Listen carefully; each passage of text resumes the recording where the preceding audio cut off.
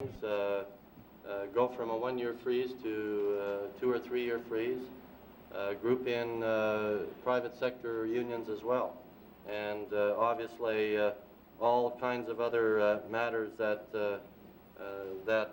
would affect the collective bargaining process. Thank you. Do you have any sense of what the implications are or could be for the working conditions of your members? Mr. Olfert?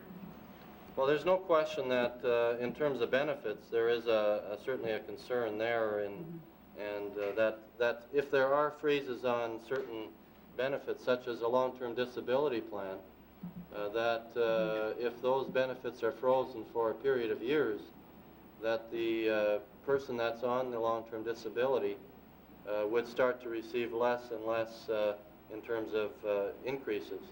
This bill also is very,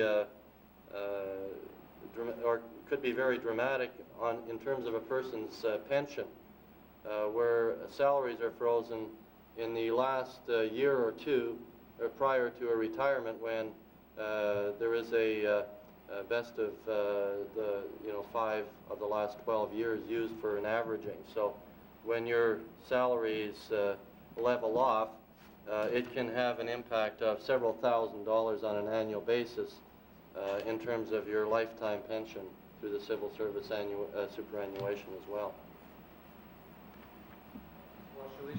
Thank you, Mr. Chairperson. Just a few questions in terms of the healthcare field. Minister of Health is here, and I think it might be a good time for us to discuss the impact of Bill 70 on the members you represent in the healthcare field. I think it's probably also fitting to raise this now, since in terms of unfair and callous dismissal of long-standing meritorious civil servants, the Minister's of Health's record is just about the worst in this government. With respect to the impact of Bill 70, I understand that home care attendants received or won their first contract organized under the MGA, I think for a 3-year duration. That contract is up, and that you were in the middle of negotiations. I'm wondering if you can tell us if you've heard anything from this government in terms of how Bill 70 will impact on home care attendance, and if so, what you think the impact will be. Mr. Olfert? From our information, the Bill 70 will impact on home care workers. Obviously, it will be very devastating for them, because we reached an agreement some 3 years ago for a first contract, which we were able to negotiate. And obviously, home care workers are people that are very important in terms of the whole healthcare system. They provide a very important function in terms of providing services in the various homes to clients, and in doing that, save the healthcare system a lot of money in terms of beds and those kinds of expenses at the hospitals. And home care workers are not, certainly not highly paid. So the impact not only on their salaries, but there are also cutbacks in, or there is a private sector bias being shown in that department as well, where many private sector groups are moving into home care and taking hours away from home care workers, and they're finding that they're not only now not receiving an increase this year under Bill 70, but their hours of work have also been reduced through the privatization of home care in this province. Ms. Wasilishvili? I think it might be also for you useful for us to hear your comments on an added stress factor in terms of home care attendance. You've mentioned the draft this legislation, Bill 70, on the weekend, or had it been drafted for 3 months previously, as the Premier was quoted in the Globe and Mail. On the weekend. Questions are not to be brought forward to the committee, Mr. Olfert, and I'm sure you're aware of that. Maybe he can send it to me. But thank you very much, Mr. Olfert.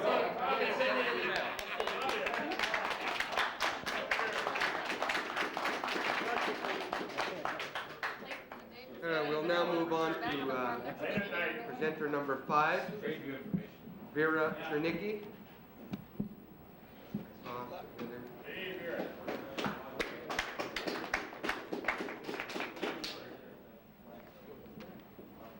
Do you have a copy of your brief? Yes. Just wait till it's handed out. Okay. Thank you.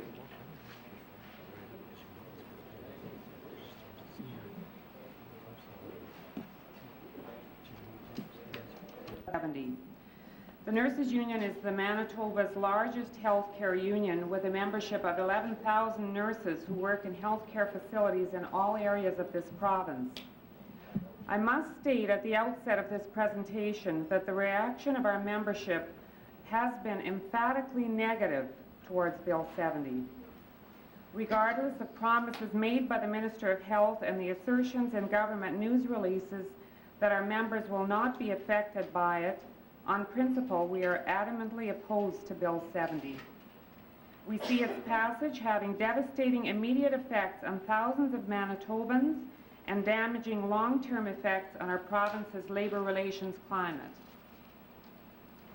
The most frightening aspect of this legislation is that it completely annihilates the right of thousands of Manitobans to negotiate fair wages and working conditions. It removes the fundamental right of nearly 50,000 women and men to bargain collectively. One of the most sinister aspects of the proposed legislation is that it leaves the door open to bring thousands more under the legislation with the mere stroke of a pen. The bill wipes out any hopes of good faith negotiations and rolls back arbitration awards. This is an attack on the fundamental fabric of our society, a society built on freedom and democracy. To unilaterally impose wages on some workers and to ignore the duly processed awards given to others threatens the freedom of every Manitoban to seek fair and equitable return for the work they perform. That freedom is not deemed a luxury in our society, but a right. As individuals and collectively as unions, we cannot stand by and see those rights trampled, albeit with wringing hands and cries of "we have no choice." It is our assertion that this government does indeed have a choice. It can choose not to balance its budget on the backs of those least able to bear the weight. This legislation represents an attack on those least able to defend themselves, working people. The bill also serves to attack those employees in the lower and middle income bracket. This government does have a choice. It can choose not to make scapegoats of public employees whose wages have fallen behind the rate of inflation by 10% or more in the past decade. This government does have a choice. It can choose to make business and private sector pay their fair share. To put the burden of our deficits solely on the shoulders of public sector workers is unreasonable. While the government blindly follows ideology, families are suffering. Freezing salaries that have already fallen behind inflation is a hardship few families can bear in this time of GST, PST, and ever-rising inflation. The Manitoba Nurses Union regards Bill 70 as an all-out attack on unions in this province. Once again, under the guise of fiscal responsibility, this proposed legislation takes away the fundamental right of unions in this province to represent their members at the bargaining table or at arbitration. Hundreds of thousands of Manitobans are represented by unions. That is their right. They have voted to unionize and they've taken part in democratic elections, contract ratifications, and the many other processes of a free and democratic organization. Unions were born out of the necessity of workers to protect and defend themselves from encroachment, injustice, and wrong.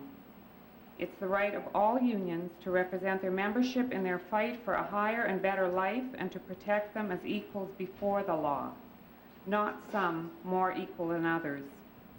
To remove from democratically elected unions the right to represent their members is unconscionable. Unions have been champions of the right of members to negotiate in good faith. Along with that goes responsibility. No other union is as keenly aware of the rights and responsibilities of job action as the Manitoba Nurses Union. The members of our union strongly support the right to strike and will fight to maintain that right. For thousands of Manitobans affected by this legislation, this right will be taken away with the passage of the bill. The extension of agreements past the expiry date wipes out another right of workers, the right to strike, in addition to the right to negotiate. On January 1st of this year, after exhausting all avenues to reach a fair settlement, nurses in Manitoba decided to withdraw their services.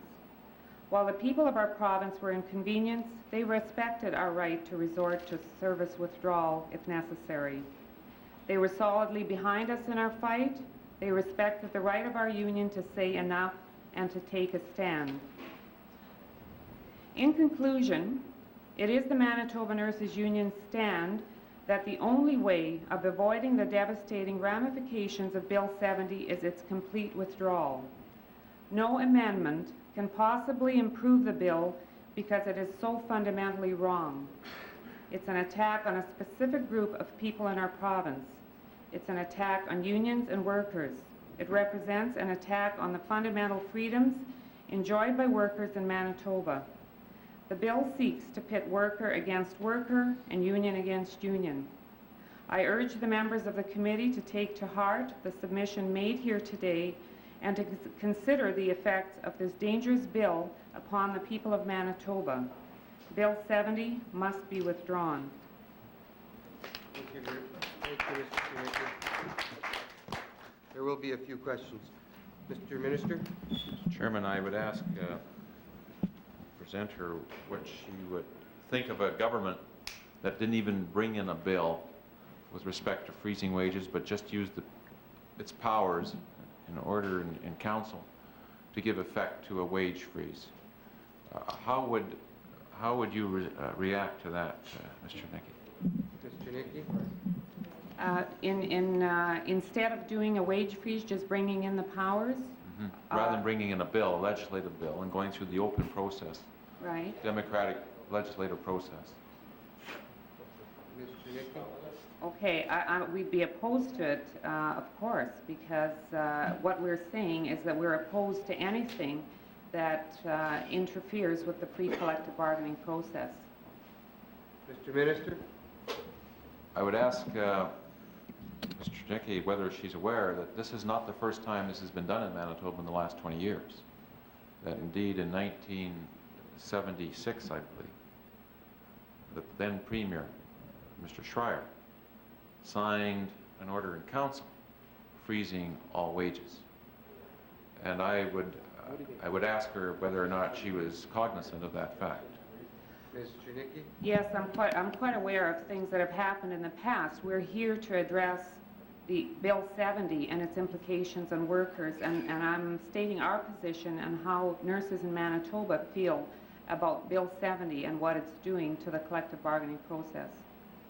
Mr. Minister?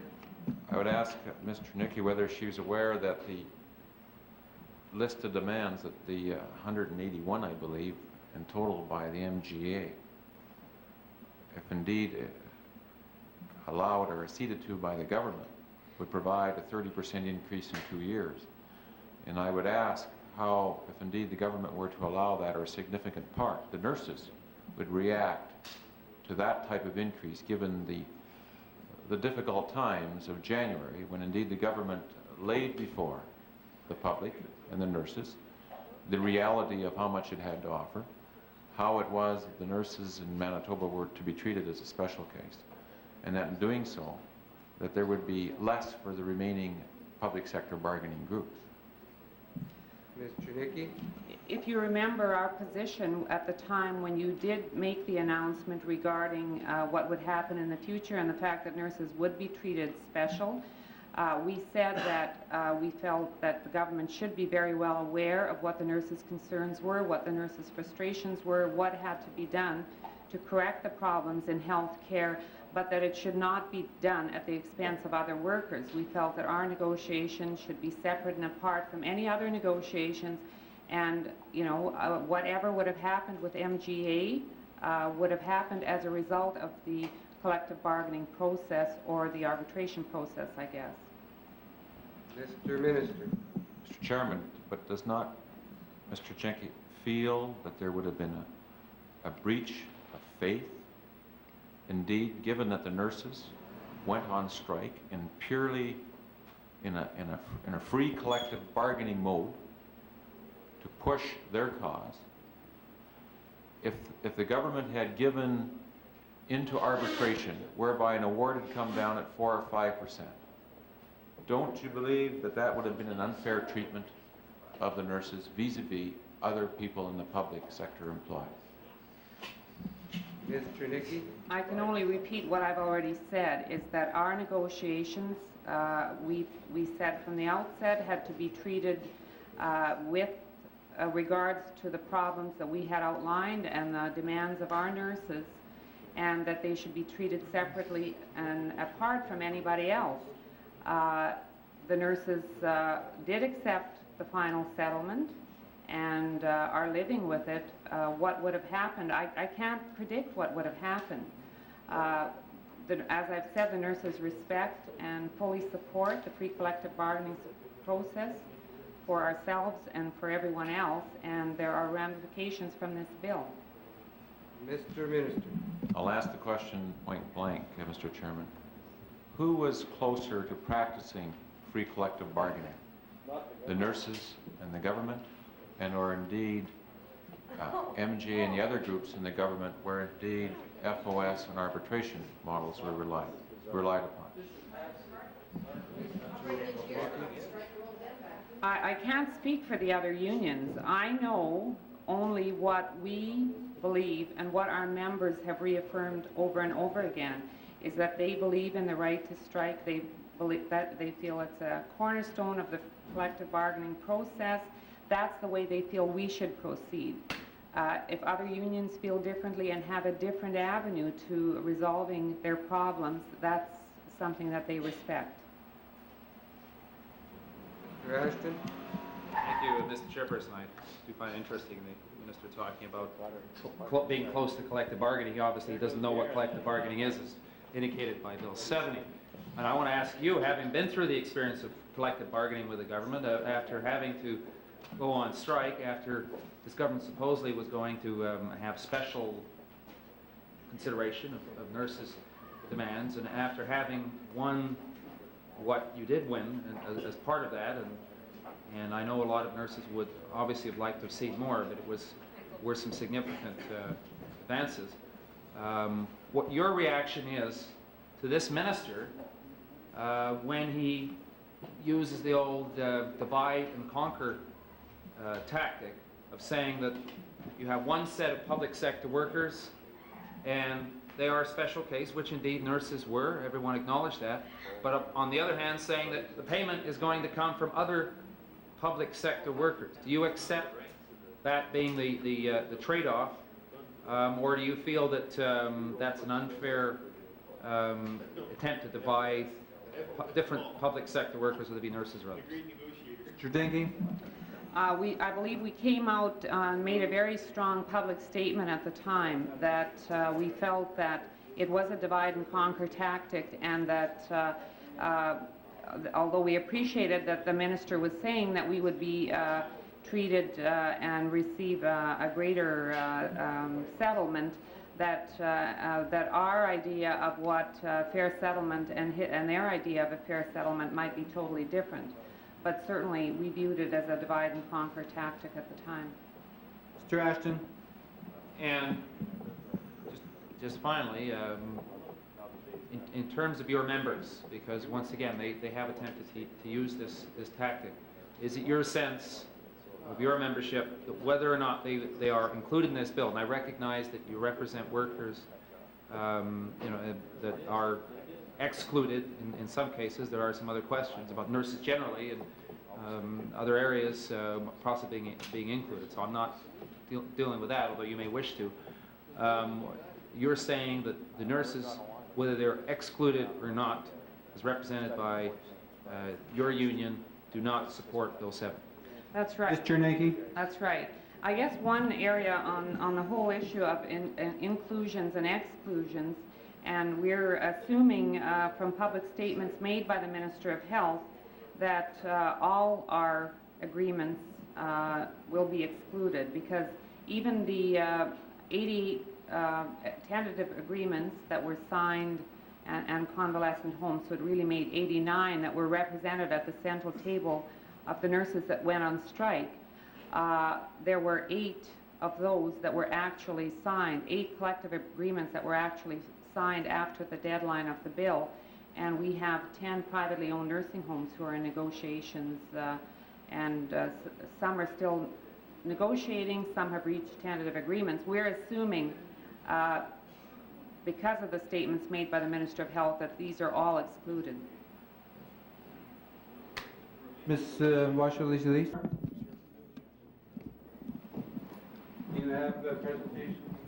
No, I just have some written notes, handwritten notes that I'm going to be referring to. I don't have any phone with it. Okay, please proceed, McLean. Good evening, Mr. Chairman and members of the committee. The hour is getting rather late, but I hope you bear with me. I'm here sort of as a combination. We had a contract with Manitoba Hydro which expired on May 23rd, 1991, so that we are definitely in the group covered by the Act. Our members proudly serve the public all across Manitoba.